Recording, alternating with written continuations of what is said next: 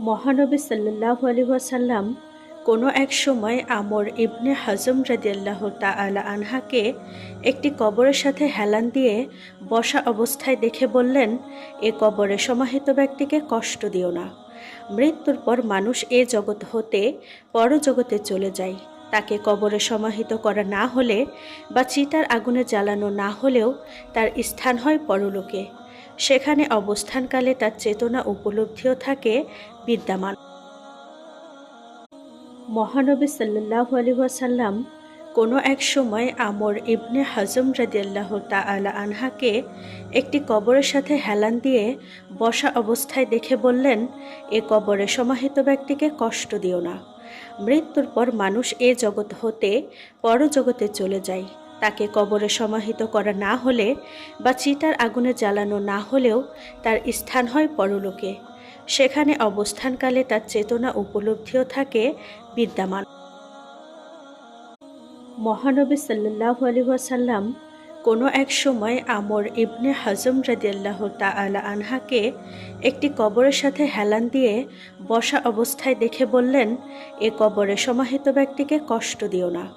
মৃত্যুর পর মানুষ এ জগৎ হতে পরজগতে চলে যায়।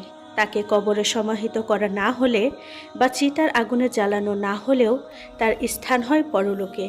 সেখানে অবস্থানকালে তার চেতনা উপলব্ধিও থাকে বিদ্যমান। মহানবী সাল্লাল্লাহু আলাইহি ওয়াসাল্লাম কোনো এক সময় আমর ইবনে হাজম রাদিয়াল্লাহু তাআলা আনহাকে একটি কবরের সাথে হেলান দিয়ে বসা অবস্থায় দেখে বললেন, এ কবরে সমাহিত ব্যক্তিকে কষ্ট দিও না। মৃত্যুর পর মানুষ এ জগৎ হতে পরজগতে চলে যায়। তাকে কবরে সমাহিত করা না হলে বা চিতার আগুনে জ্বালানো না হলেও তার স্থান হয় পরলোকে। সেখানে অবস্থানকালে তার চেতনা উপলব্ধিও থাকে বিদ্যমান। মহানবী সাল্লাল্লাহু আলাইহি ওয়াসাল্লাম কোনো এক সময় আমর ইবনে হাজম রাদিয়াল্লাহু তাআলা আনহাকে একটি কবরের সাথে হেলান দিয়ে বসা অবস্থায় দেখে বললেন, এ কবরে সমাহিত ব্যক্তিকে কষ্ট দিও না। মৃত্যুর পর মানুষ এ জগৎ হতে পরজগতে চলে যায়। তাকে কবরে সমাহিত করা না হলে বা চিতার আগুনে জ্বালানো না হলেও তার স্থান হয় পরলোকে। সেখানে অবস্থানকালে তার চেতনা উপলব্ধিও থাকে বিদ্যমান।